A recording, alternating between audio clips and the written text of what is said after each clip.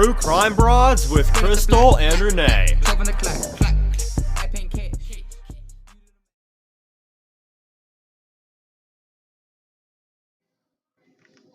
Like this show and want to make your own? Let me tell you about Anchor. It's free. There's creation tools that allow you to record and edit your podcast right from your phone or computer. Now you can even add any song from Spotify directly to your episodes. The possibilities are endless for what you can create, whether it's music analysis, your own radio show, or something the world's never heard before. One of the things I like most about Anchor is they distribute your podcast for you, so it can be heard on Spotify, Apple Podcasts, and many more. You can make money from your podcast with no minimum listenership. It's everything you need to make a podcast in one place. Download the free Anchor app or go to anchor.fm to get started today.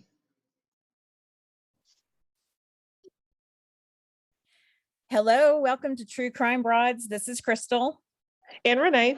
And we're so excited to be back. We did not intend to take a month off, but we sure did, didn't we, Renee? We did. We didn't know what to do.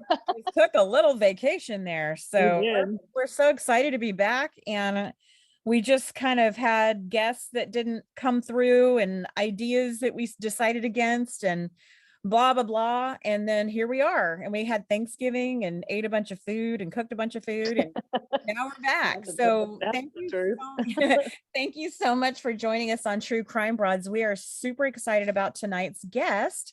But before we get started, Renee and I had some little housekeeping business, and I'll start off by reading a review, and then Renee's got some information for us. We got a really nice review from someone called MCATC63. And this came in just the other day. It says, thank you. And it's 5 stars. And the body of the review says, wow, I have listened to your podcast since day one, and I have always loved your shows.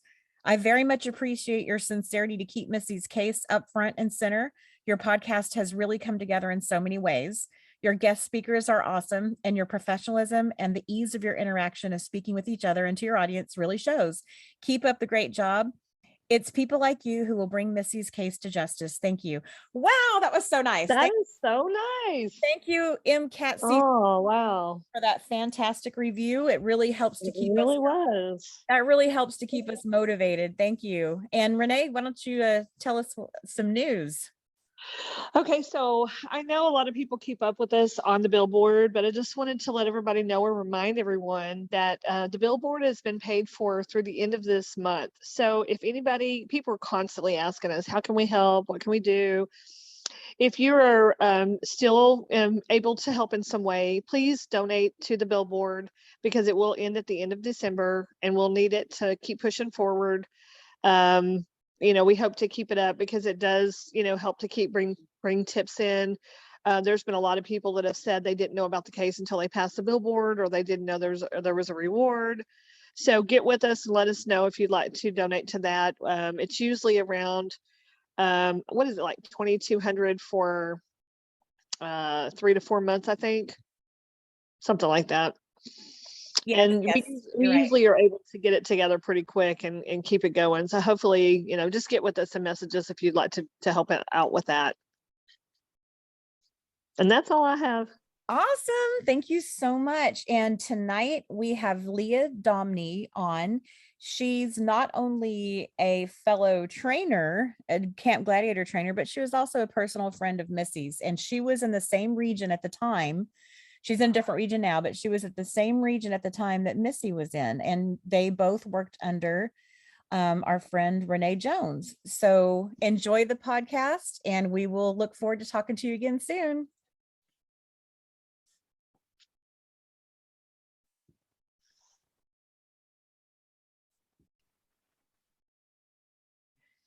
Well, we're so excited today to have Lea Dominy on our show. And Renee, why don't you introduce Leah for us?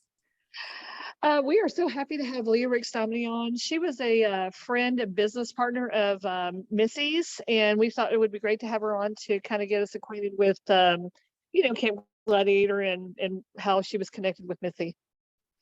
Yeah. Hey, thank y'all for having me. We're so glad to have you. We're so excited that you're taking time out to visit with us. We know our listeners are just going to love it.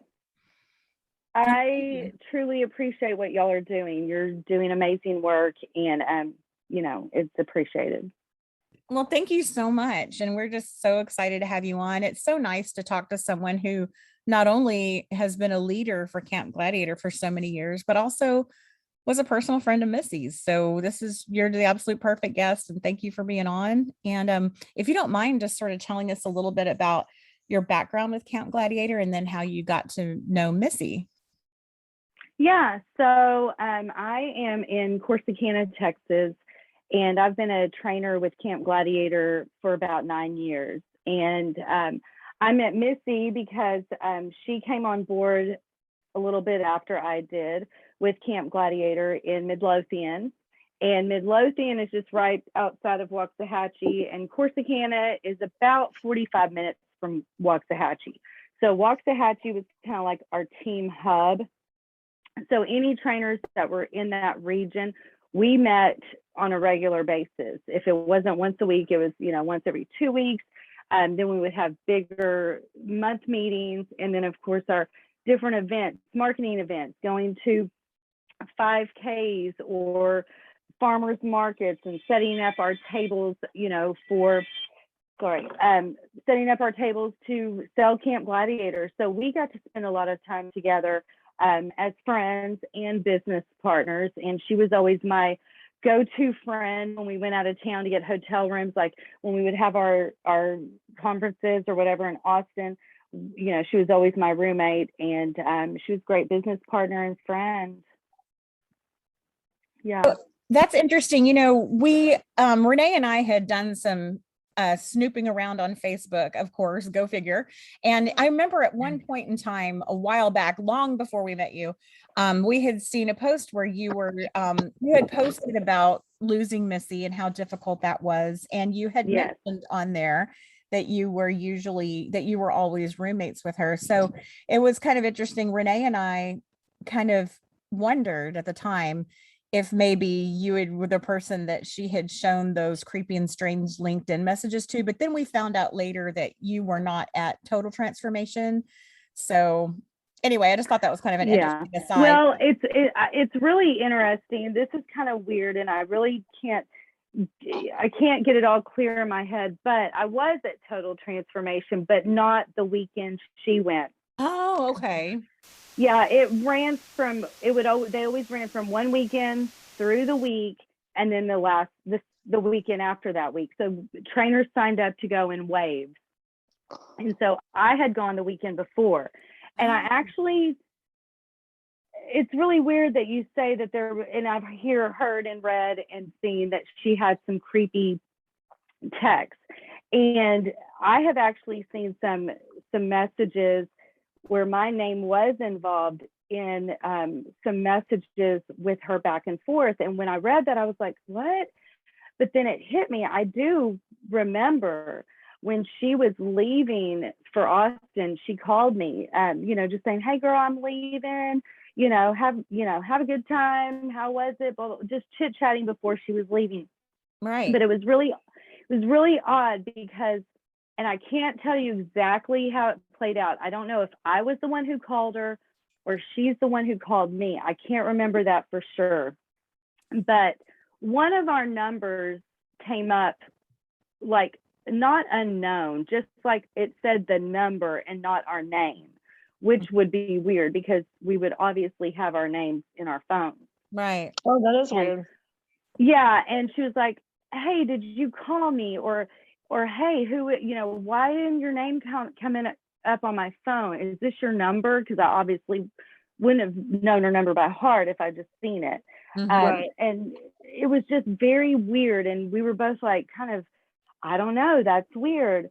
But anyway, it was just weird. And I remember her saying something about, I don't know, I've been getting these weird messages anyway. And that was all she said. And I was like, huh, and then she was telling me she was leaving for Austin, and we may have texted a couple times while she was there. I would usually see her post, what events she was working, because that's what we did when we went to these Total Transformations and set up tables and tell people about camp, Right, so right.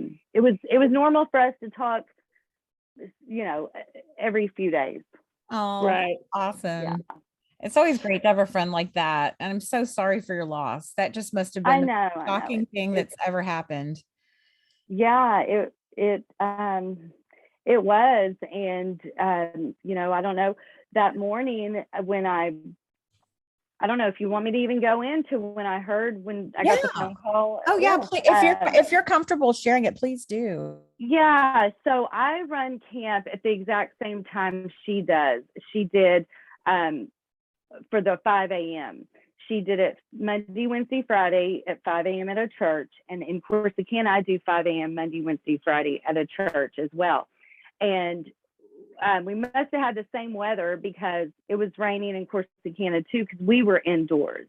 And it, you know, it wasn't abnormal for us to just make a post on Facebook that morning, hey, we're going to be inside, even though all of our campers know if it's raining, we're going to be inside, you know.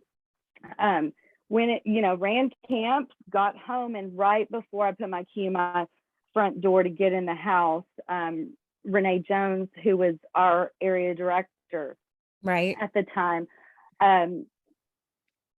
said, Leah, and I could tell she was trying to compose herself, but, you know, having a hard time, and said, there's been an accident. Maybe she didn't say accident. She said, something's happened. Missy's dead. Something like that. It was just, or something happened. Missy's dead. And I said, what? No, what? What do you mean? And she said her campers found her dead. You know, it was something at camp. I knew it happened at camp.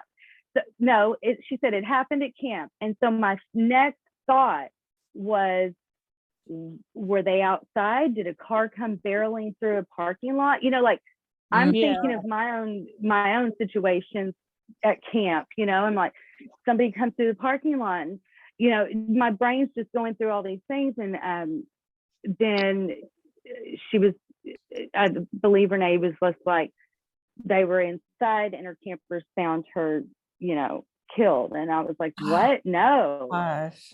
You know, and then of course now my thought process, and this all happened in a matter of few seconds, my brain going, you know, but was there was the church burglarized, you know, with somebody in the church. That was my first thought, was, you know, she caught a burglar. That was, you know, my next thought is, with the understanding that she had been killed, you know. But yeah, as far as murdered and intended to be, that was not anything I thought of. Oh, at I that moment agree at with you. all. I would have never thought that in the beginning either. Yeah. That's just hard to Yeah. even wrap your mind around to this day. But man, I can imagine Yeah, it that just first morning. doesn't. It just didn't seem real. I couldn't even wrap my head around it. Just remember saying no, you know. Right. Just unbelievable. Right. And I mean, obviously, no one knows the answer to this question. So I guess I'm just asking your instinct, your feeling. Do you think that those messages that Missy was telling you about, even though she didn't give you any detail, do you think that it's possible that those messages were her killer? Or do you think that might have just been a coincidence? See, I don't know what the messages involved. I don't know. I'm not sure about that. I would just, using critical thinking and looking at it, you know, just in a sensible way, if there was some weird messages or something and nothing happened, you know, we wouldn't even be thinking about it. But yeah, if you have some weird messages, anything weird, but before something so horrendous, makes sense that it could be linked to it.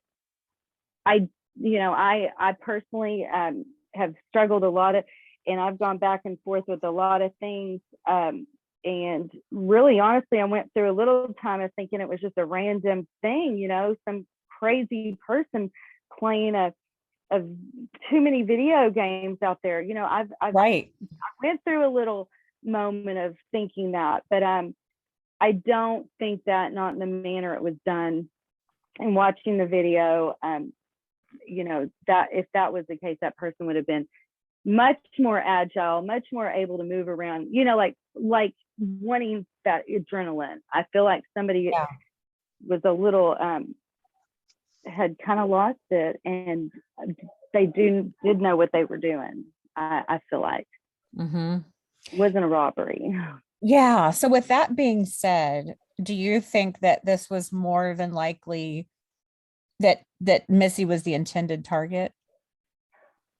Or do you think she was in the wrong place at the wrong time? I'm going to say she was an intended target because that's just what my gut tells me, because there is a lot of other things factoring in, a lot of different theories and ideas and scenarios that people have come up with. And I just don't think it was, I feel like she had to have been targeted. Somebody knew that she does that. Could be somebody that was just studying and seeing if they could get away with it. It really could be, but I feel that there is something connected to some of the things that were maybe not fully investigated or kind of carelessly ignored or not taken into consideration. Right. To be able to proceed. I don't know. I just don't feel like it was done thoroughly. I feel like it's gone way too long. I mean, how many years has it been? 5.5. Yeah. I mean, it'll be 6 years in April. Unbelievable. April. Yeah. I mean, it's just, I know there's murders out there that get away with it and it goes years and years and eventually some do get, discovered who did it. But I don't know. Yeah. Somebody knows. And right. I just pray that somebody has the heart and bravery to come out and just let it be known. Right. Yeah. I feel like somebody knows something. Somebody out there knows something that needs to be told. For sure.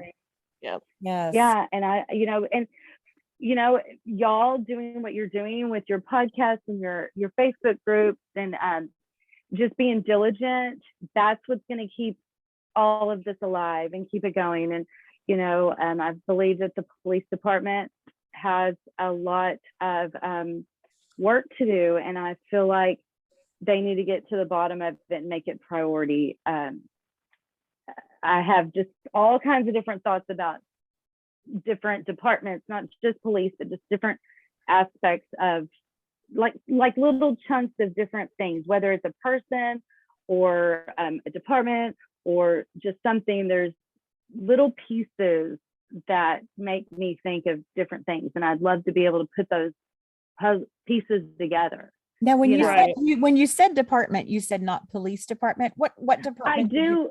Well, okay, yes, police department, but not just that. When I said department, I mean like little platforms, whether it's some mutual friends of hers or some like little chunks of communities, maybe should have been a better word. I got those kind of, some of them I can pull something from here and then I'm like, no, and something fits in somewhere. Right. And we got to figure it out. Renee and I said that recently. We feel like we're so close, like it's just right there. Some, like you said, somebody has that missing piece of information. I believe that thoroughly too. Yeah.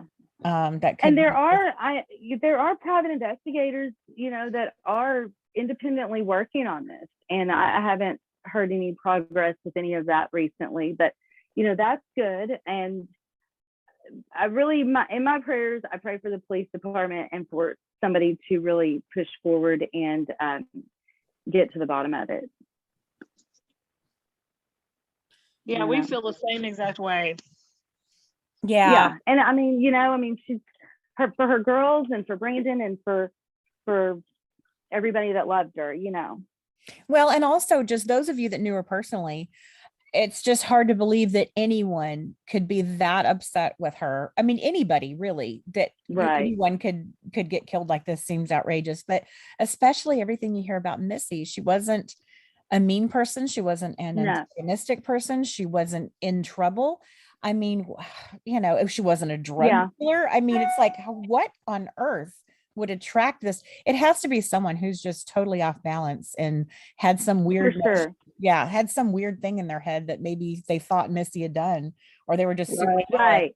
Yeah, it's weird. Right. It can't be Just it can't be based on much reality from what we know about Missy. Right. It could be based on a rumor. It could be based on just something they dreamed up in their head. Jealousy. I don't know. But they're obviously unstable for, period, for what they did. And so you can't put anything past, how minute that reasoning could have been. Right. And how wrong, because she didn't like drama. She wasn't, one to start anything. She liked to keep quiet and sit back, and, she wasn't one to stir the pot of any sort. So. Right. Unbelievable. Yeah. It's definitely got to be someone just really off balance that had some beef with her in their minds. And since nobody's come forward in her family or friends that says they think they know who it is. I mean, no one like that has come forward. So it kind of makes you wonder if Missy was even all that aware of this person. It's possible that this person maybe not. This person might have known Missy a lot more than Missy knew that person, Well, sure, because I mean, she was in the community, and she would go to the gyms and work out, and you just never know if there's a weirdo out there watching you and obsessed with you. There's no way of knowing, and it could have been somebody that she just totally really wasn't even aware of. Leah, do you have any feelings, any inkling about whether this is a man or a woman?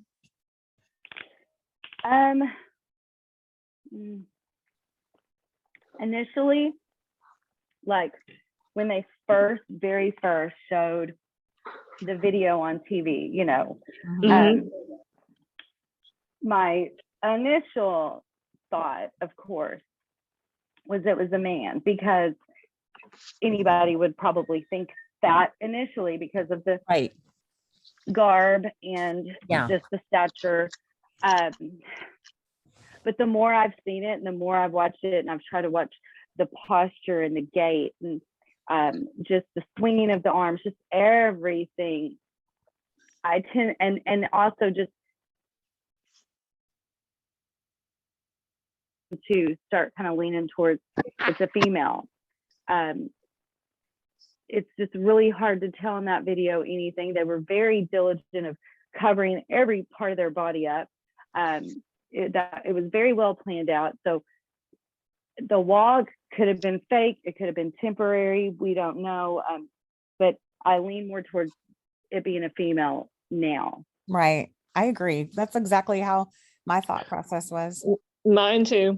We all went from male to female, I think, at some point. Yeah, and I can't unsee it anymore. Like, right. I don't go back and forth. I just feel that way. So right. That's really cool that you were also a trainer under Renee Jones as well as Missy, and that's awesome. That explains how you guys all know each other, because we were wondering at first, with Corsicana being 45 minutes away, we were like, I wonder how they know each other so well. So I know, we didn't realize you were and back then, CG's growing so quickly, but back then I was kind of like on an island by myself here. And so my region lines just kind of mixed in with, I was closest to Waxahachie than I was to Dallas. I used to go to Dallas for my meetings. So, we kind of revamped. And so we were on the same team, and we were on the same team, until she was killed. I mean, so, but I did, like I said, talk to her. I am glad that I talked to her before she went, because I didn't talk to her when she got back. I knew, I had seen a post. She said, that they were going to be indoors because of the rain, and that prompted me to see if we needed to be indoors here, because the weather and all that, because that's kind of what trainers live on. Are we going to be inside? Are we going to be outside? And had she been outside that morning, I don't know. It could have been totally different. Right. I agree with that. I mean, we'll just never know. I mean, a lot of people seem to think, they tend to mention that they think that it would have been either better, not, I don't want to say better because we're talking about a murder, but you know what I'm saying? Like they think that if it would have been a hit or something, they would have done it. Like if she was the intended target, they would have done it outside. And I don't know that I agree with that, because to me, it's much harder to get somebody in an open area where they can go 1,000 different ways, but in a church, you're more confined. You know, you have walls right here that you can't just go anywhere. Right, and not be seen, you know, if you're out in public, out where everybody can see you on a church parking lot or whatever. Plus it was raining, so that's a whole nother subject. It's raining. So, I mean, why are they going to do it outside when they have all these obstacles when they can go inside and have none of them, you know? For sure. I just thought that was kind of odd, but yeah.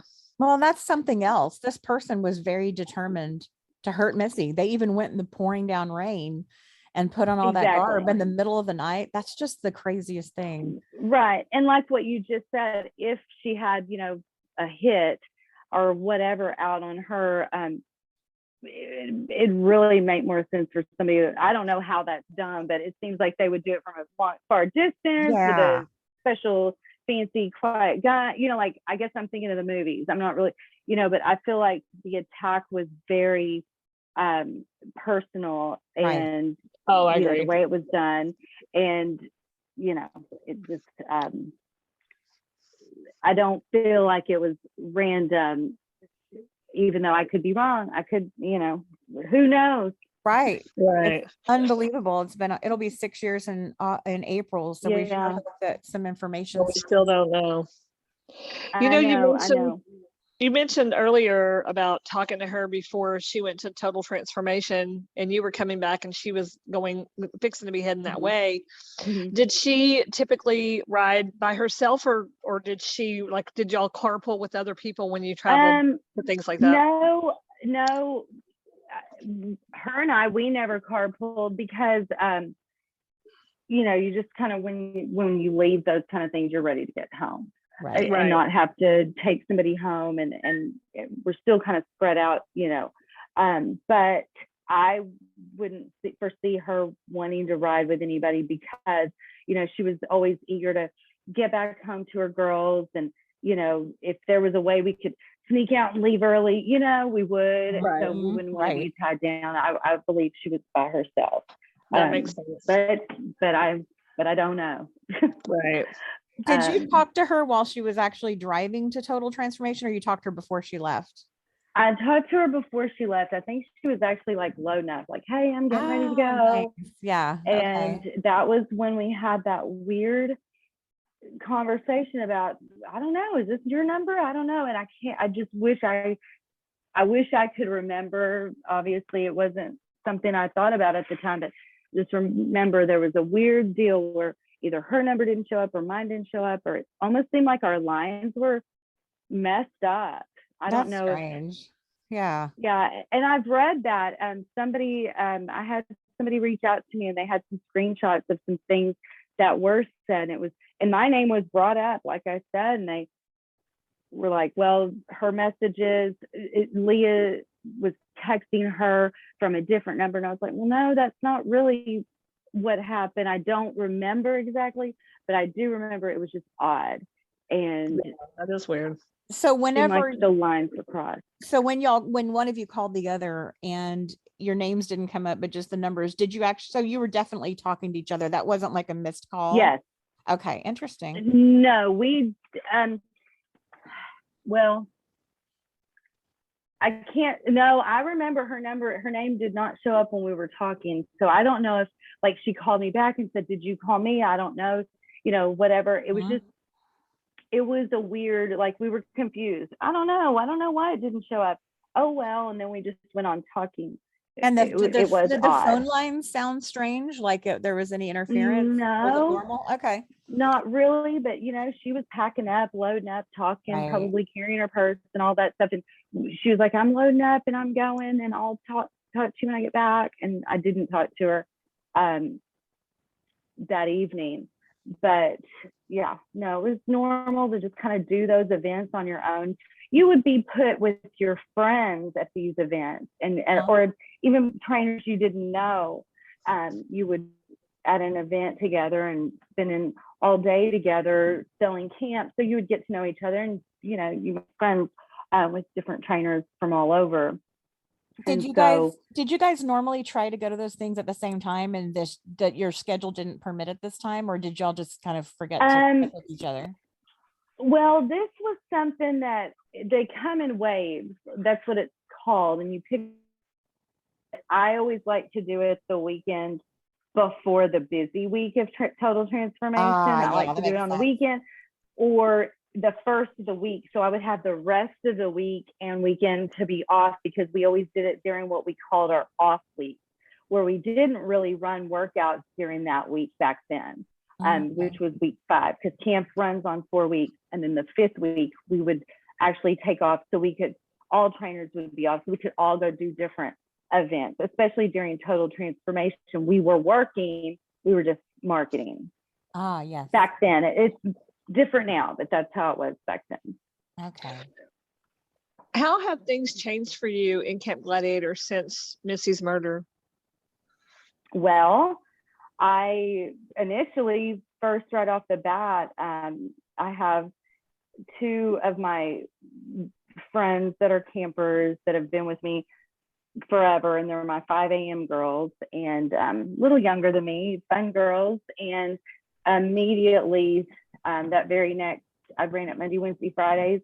So Monday she was killed, and so Wednesday morning those 2 girls showed up at 4:30, because we had to get there early to set up. And I used to do it by myself. The parking lot lit up. I wasn't ever really a scary person at all. Never. I probably should be, but I would have some protection.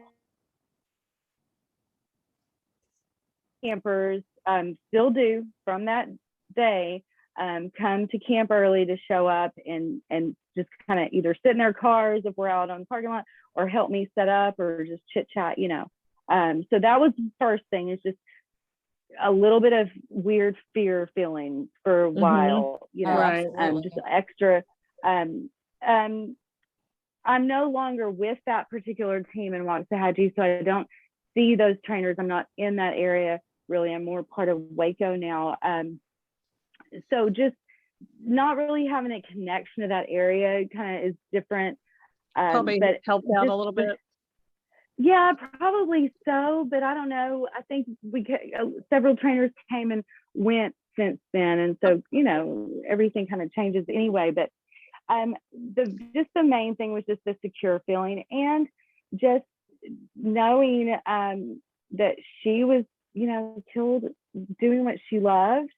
And it is a weird feeling. I've actually thought at one point maybe it's somebody targeting Camp Gladiator trainers, and so that was an eerie feeling. But just knowing that she was taken from her girls who she loved so much, and her family, at an amazing time in her life where she was just kind of coming out on her own and feeling good and successful, and she was an amazing trainer. And it just kind of sucks that somebody took her so young, and took all that away from everybody, Yes. And her poor campers. I mean, I can't even imagine that at all. No. So y'all basically do things a little bit differently. Whenever you set up, you kind of have somebody there with you sure. to help and kind of watch out. And that makes perfect sense. I figured that people were making changes and trying to be a little bit more careful, but I can only imagine how that is, because I know me, I would be constantly looking over my shoulder. So I know that had to be hard. Yeah. And that was something that, company wide, and when it happened, it devastated the entire company, all of the trainers, whether you knew Missy or not. The founders of Camp Gladiator, everybody was devastated. So we did, as a whole, say, okay, these things, you've got to have somebody there. You've got to feel safe. If you don't feel safe, don't get out of your car. Just kind of regrouping. I mean, we are out at weird times of night, in the morning, basically, which is still some people's nighttime. So you don't know what some people are doing out still. Right. We're getting up ready to work out, and there could be weirdos. Right. People around that have been drinking and doing drugs all night, or exactly out there doing it. Oh yeah. Right. Exactly. Well, Leah, thank you so much for joining us. Is there Well, anything else you wanted to add before we let you get back to your evening? I appreciate y'all getting me on here and getting to chat. I know we get to chat on Facebook, but to be able to kind of share this and talk, and I appreciate what y'all are doing. Keep it up, and I'm here too to help in any way. Well, we appreciate thank you so much.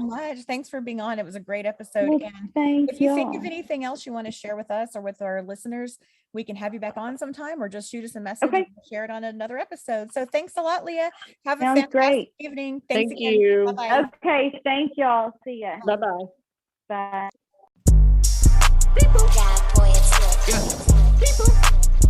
Yo, Pierre, you wanna come out here? Hey. Straight up the black, 12 on the clock, I paint cash, you do the math, I bust the bag, you took the tab, how could you fast, you at a gas, money net status in my crew, everywhere we go, we dripping like we fools, everywhere we go, we dripping till we cool, dripping in the summer shade, people do not know shade, ayy. Margiela on my shoes, Mason Margiela, and I walk around like shoo, hey. Yeah, you do the math, you do the math. Hubo. Don't need a coat, engine too hot. Lil hoo-boo, in a drop top. Money overflow, it can't stop. Look at your bank, it's a quick drop. Diamonds round my neck, looking sharp. You a little minnow, I'm a shark. My future bright, but yours dark. Flexing up foreign, push to start. You pull up in the Chevy, you so boring. My bank heavy, pull up in a foreign. If you start to talk, see you in the morning. Please don't speak, cause I'll be snoring. Oh no, Bleepo's back. Skirt off the block, 12 on the clock. I paint cash, you do the math. I bust the bag, you take the tab. Why could you fast? You at a gas. Skirt off the block, 12 on the clock. I paint cash, you do the math. I bust the bag, you take the tab. Why could you fast? You at a gas.